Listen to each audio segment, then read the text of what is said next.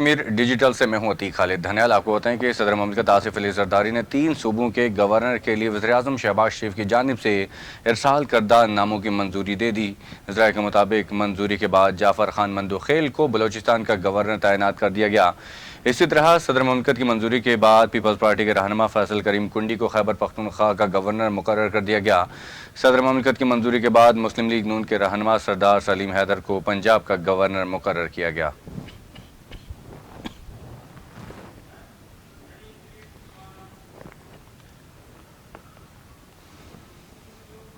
وزیر اعلیٰ خیبر پختونخوا علی امین گنڈاپور کو الیکشن کمیشن آزاد کشمیر نے ایک بار پھر طلب کر لیا۔ الیکشن کمیشن آزاد کشمیر نے علی امین گنڈاپور کی طلبی کا نوٹس جاری کر دیا۔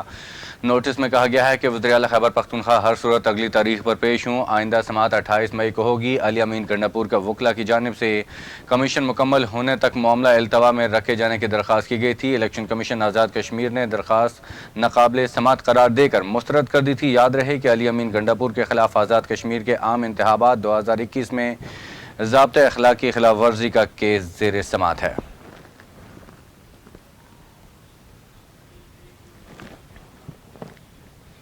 آزاد کشمیر حکومت پی سی ایف سی رینجرز کو آزاد کشمیر بلانے کی غلطی نہ کرے۔ حالات خراب ہوئے تو ذمہ دار حکومت ہوگی۔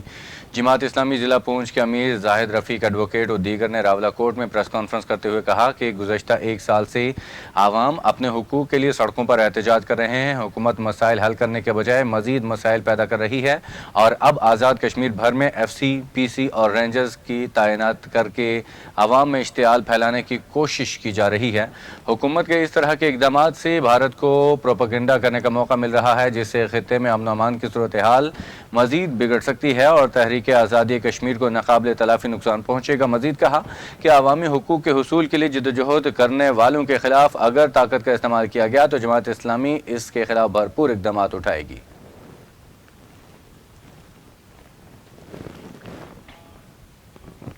11 مئی لانگ مارچ و قانون ساز اسمبلی کے گھیراؤ کی کال۔ شوکت نواز میر رابطہ مہم کے سلسلے میں وادی نیلم پہنچ گئے۔ کہروڑی، پٹھیکا، پنجگراں، دیولیا، نوسدا میں شوکت نواز میر کا پرجوش استقبال کیا گیا۔ چیئرمین مرکزی انجمن تاجران مظفر آباد اور ممبر جموں کشمیر جوائنٹ عوامی ایکشن کمیٹی شوکت نواز میر نے پٹھیکا میں تاجروں سے گفتگو کرتے ہوئے کہا کہ 11 مئی کو ہڑتال کی کال دے رکھی ہے، ہماری پرامن ہڑتال ہوگی۔ انہوں نے کہا کہ سستا آٹا، سستی بجلی عوام کا حق ہے جو انہیں نہیں ملتا۔ کسی ادارے کو برا بھلا نہیں کہتے، سستے آٹے اور سستی بجلی کی بات کر رہے ہیں۔ ہماری جو پروجیکٹ ہیں ان کے ایگریمنٹ دکھائے جائیں، ہمیں کیا مل رہا ہے۔ شوکت نواز میر نے کہا کہ اپنے حقوق مانگنے پر ہم پر طرح طرح کے الزامات لگائے جا رہے ہیں جس کی ہمیں کوئی پرواہ نہیں۔ آزاد کشمیر کے وزراء ماہانہ کروڑوں روپے لے رہے ہیں جو عوام پر بوجھ ہے۔ ریاستی وسائل پر عیاشیاں ہو رہی ہیں، انہیں بند کیا جائے۔ ان کا کہنا تھا کہ ہماری ہڑتال پرامن ہوگی۔ 11 مئی کو لوگ اپنے حقوق کی خاطر ہر صورت گھروں سے باہر نکلیں۔ اس کے بعد شوکت نواز میر رابطہ مہم کے سلسلے میں وادی نیلم روانہ ہو گئے۔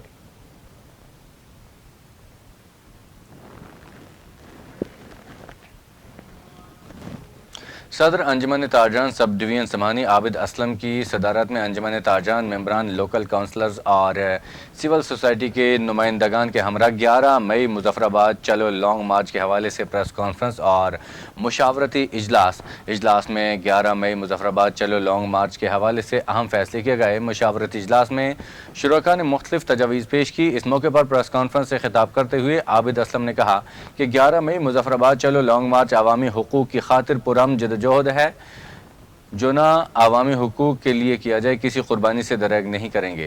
11 مئی کو انجمن تاجران اور سول سوسائٹی کے نمائندگان کو بھرپور شرکت کر کے مارچ کو کامیاب بنانا ہوگا۔ جو لوگ مارچ میں شرکت نہیں کر سکتے وہ شٹر ڈاؤن کے ذریعے مطالبات کی منظوری تک اپنا احتجاج جاری رکھیں گے۔ انہوں نے کہا کہ 11 مئی کو سمہانی، برنالہ اور بھمبر سے ایک بڑا قافلہ مظفر آباد کے لیے روانہ ہوگا۔ لانگ مارچ پرامن ہوگا، ہم کسی ادارے اور حکومت کے خلاف نہیں۔ چارٹر آف ڈیمانڈ کے مطابق حکومت وقت سے مطالبے کو تسلیم کرتے ہوئے سستی بجلی، سبسڈی پر آٹے کی فراہمی اور دیگر مسائل کو حل کرے۔ مزید کہا کہ وزیراعظم اپنے منصب کا حق ادا کرتے ہوئے مطالبات پر عمل درآمد کو یقینی بنائیں۔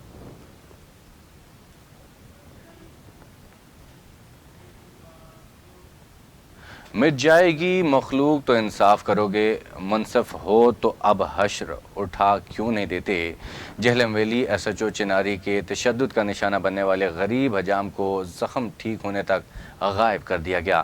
آئی جی آزاد کشمیر کی جانب سے فوری طور پر انکوائری کا حکم جاری ہوتے ہی ایس ایچ او چناری نے اپنے حمایتیوں سے متاثرہ حجام اور اس کے ماموں سے اپنے حق میں ویڈیو بیان ریکارڈ کروانے کے بعد حجام کو زخم ٹھیک ہونے تک غائب کر دیا۔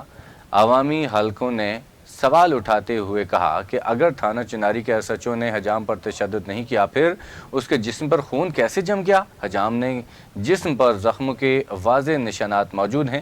عوامی حلقوں کا ایس ایچ او چناری کو قصوروار ٹھہراتے ہوئے مزید کہنا تھا کہ آئی جی آزاد کشمیر متاثرہ شخص پر تشدد کے واقعے پر صاف و شفاف انکوائری کروائیں، تمام حقائق سامنے لاتے ہوئے ایس ایچ او چناری کے خلاف سخت کارروائی کریں۔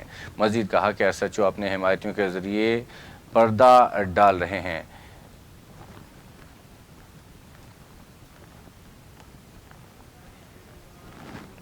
آگے بڑھتے ہیں۔ امریکہ میں مقیم سماجی شخصیت ملک عابد حسین آف چڑیاولا کے اعزاز میں چنار فری ڈائلسس سینٹر بھمبر میں استقبالیہ انعقاد کیا گیا۔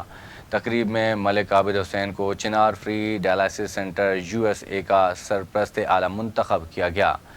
تنظیم کے مرکزی سینئر نائب صدر راجہ التماس خان، نائب صدر عمران احمد چودھری محمد فاضل ممبر ضلع کونسل اور ملک خالد حسین آف امریکہ نے باقاعدہ نوٹیفیکیشن دیا۔ اس موقع پر ملک عابد حسین نے کہا کہ وہ چنار free dialysis centre Bhimber Azad Kashmir کا باضابطہ حصہ بننے پر فخر محسوس کر رہے ہیں۔ خدمت کے اس سفر میں قدم سے قدم ملا کر چلیں گے۔ انہوں نے کہا کہ یو ایس اے میں تنظیم کو مزید مستحکم اور فعال بنانے میں اپنی تمام تر صلاحیتیں بروکار لائیں گے۔ مقررین نے کہا کہ چنار free dialysis centre Bhimber Azad Kashmir خدمت خلق کا عظیم مسکن ہے، جس کا ہر ممبر اپنی بساط سے بڑھ کر اپنی خدمات سر انجام دے رہا ہے۔ ملک عابد حسین کا یو ایس اے میں عہدے پر فائز ہونا نیک شگون ہے۔ چودھری عتیق الرحمان برسالوی اور راجہ التماس خان نے ادارے کی کارکردگی پر تفصیل بیان کی اور مہمانوں کا شکریہ ادا کیا۔ اس موقع پر سینئر نائب صدر راجہ التماس خان، جنرل سیکرٹری چودھری عتیق الرحمان برسالوی نے بھی خطاب کیا۔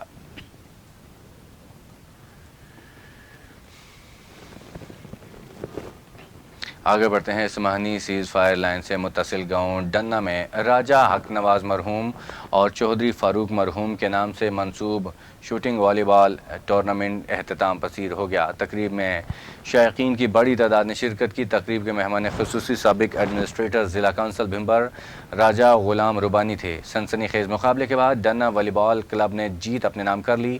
کھلاڑیوں نے عمدہ کھیل کا مظاہرہ پیش کیا۔ مہمان خصوصی راجہ غلام ربانی نے ونر اپ ٹیم میں ٹرافی اور انعامات تقسیم کیے۔ تقریب سے خطاب کرتے ہوئے راجہ غلام ربانی نے کہا کہ کھیل کود صحت مند معاشرے کی علامت ہوتے ہیں۔ وادی کے نوجوانوں کی کھیلوں کے ساتھ وابستگی انتہائی خوش آئند ہے۔ شوٹنگ والی بال ٹورنامنٹ کے بہترین انعقاد پر انتظامیہ ٹورنامنٹ کو خراج تحسین پیش کرتے ہیں۔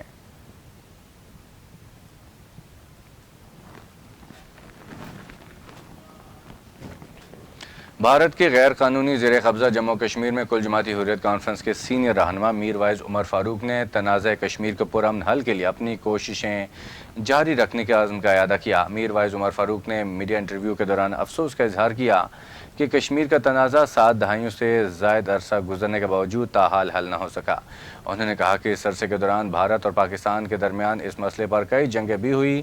انہوں نے کہا کہ کشمیری عوام کی امنگوں اور خواہشات کا احترام کرنے کی اہمیت پر زور دیا اور تنازع کے فریقین کے درمیان مذاکرات اور تعاون کے پرامن طریقوں کے لیے حریت کانفرنس کے عزم کا اعادہ کیا۔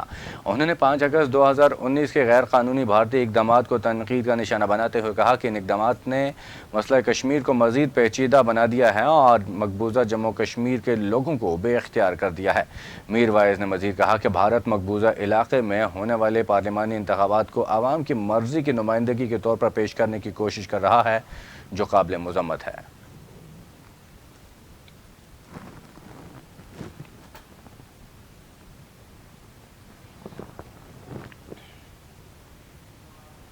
امریکہ نے حماس قیادت کو ملک سے نکالنے کے لیے قطر پر دباؤ ڈالنا شروع کر دیا، جبکہ ٹائمز آف اسرائیل نے کہا ہے کہ قطری حکومت ایسا کرنے کے لیے تیار ہو گئی ہے۔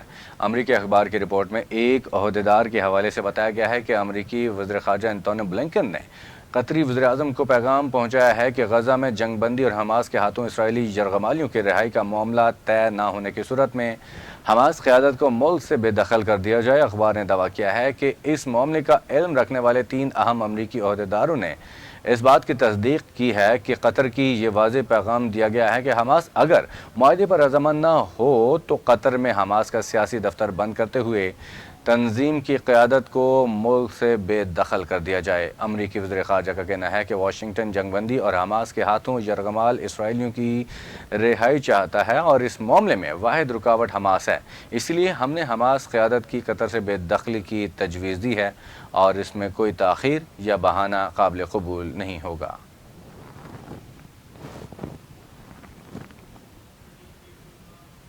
جموں کشمیر ڈیجیٹل سے فی الوقت نہیں، مزید تفصیل